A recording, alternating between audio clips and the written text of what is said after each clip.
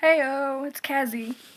Today I'm going to be narrating my own creepypasta stories. So let's all just enjoy. Although this probably will be a long series considering I'm still currently writing stories for it. So, well, we'll just see how it goes. This one is called Don't Turn Around. People always told Harry that if you were walking alone at night, never turn around. Just keep your eyes forward and keep walking, no matter what you hear. They say that he didn't like to be seen. If you faced him, he'd kill you. But he always made noises behind you, sometimes nearly on top of you, to make you turn around. He couldn't kill you if you didn't see him. However, Harry never believed that story. How could he?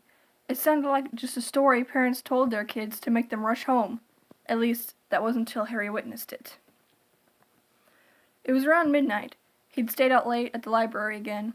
His mother always worried when he did that, but he just lost track of time when he got to reading. Harry found it fascinating how each story was completely made up. Each book was unique as it contained a part of the author in it.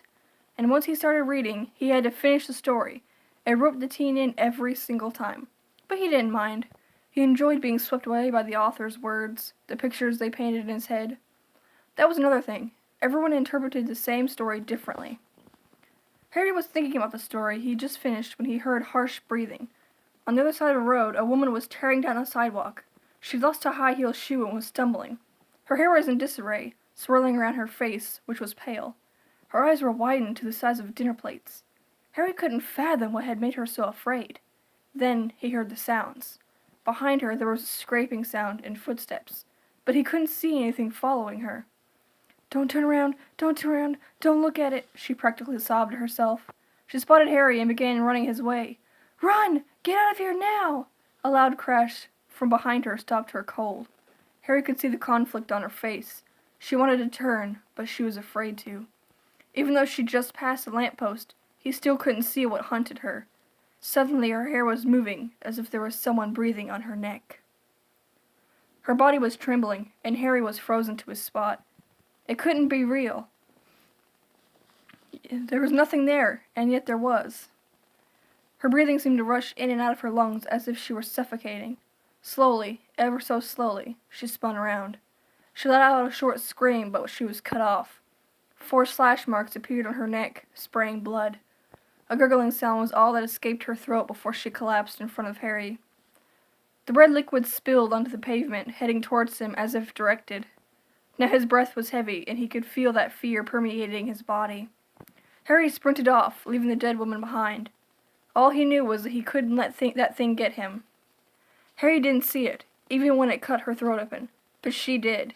She saw it right before she died, he could tell, and it must have been terrible to look at. He didn't stop running, no matter how tired he was. He didn't look back, not once. He didn't want to believe what he saw. It had to be a dream. He just daydreamed, was all. It wasn't real. The next morning, Harry saw the woman on the news. Her throat was cut just down the road. The police were investigating but had no leads. He should have told them what he saw, but he knew they wouldn't believe him. He didn't even believe it himself until he saw it with his own eyes. Harry told nobody about that night, not one soul. Everybody thought it was just a story, like an urban legend, but he didn't go out at night. He was terrified. His mother didn't understand it, but she couldn't get any answers out of her son. Harry couldn't tell her anything. He let that woman die, and then just left her. It took him several years and tons of therapy to stop being afraid of the dark. He was a teenager, and it wasn't mature to still be scared of it. His mother wouldn't let it go until he did, so Harry let her take him to a psychologist. He let the therapist help him and break free of the fear. He never told him exactly why he was afraid. He dreaded even mentioning that incident. It might come after him next. Whatever it was that killed that woman had marked Harry for death. As long as he never turned around, he would be fine. At least, he told himself that. But what person could resist? And this thing counted on that. Harry left work at night, probably around 11:30 p.m. It had been a long and stressful day. All he could think about was getting back to his apartment and falling asleep. Maybe after eating a quick dinner of pizza. He knew it wasn't healthy, but he didn't feel like cooking. That was when Harry heard it, the scraping sound. The same sound the woman heard all those years ago. He froze, wanting to face it, but he kept walking. He increased his pace, blocking the sound out. It wasn't real. It couldn't be. He was just hearing things. It's just a little of his old fear coming back. The laugh sent shivers up his spine and had the hair on the back of his neck standing up. The footsteps were slow, but sounded like they were on top of him. Harry could almost feel it breathing on his neck. He began running, dropping his briefcase on the ground. His breath was sobbing from his lungs. Harry had to get out of there. He spotted a person in front of him, a teenage girl. She turned when she heard him coming. That night when he was younger came back to him. The woman had told Harry to run because she knew he'd be next if he stayed. She knew he'd be marked. "Run! Go now!" he yelled at her. She recoiled in shock. Harry tripped a few feet from her. A menacing presence was practically on top of him. Shivering, sweating, he tried to resist the urge to turn around, but it was impossible. He turned his head and faced it head on. The lips and eyes were sewed shut on a bone-white face.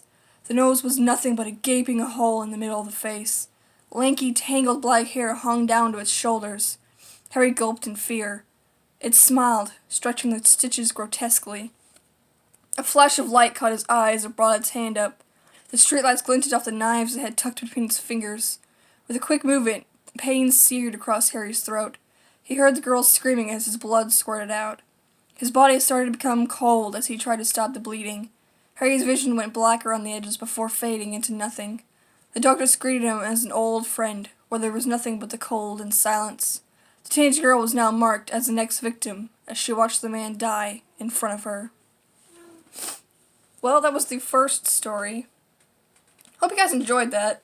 I mean, it was pretty interesting to write, trust me. But, we'll do more of these if you guys like this. Please let me know in the comments, and, please hit the like button and subscribe. See you all guys later!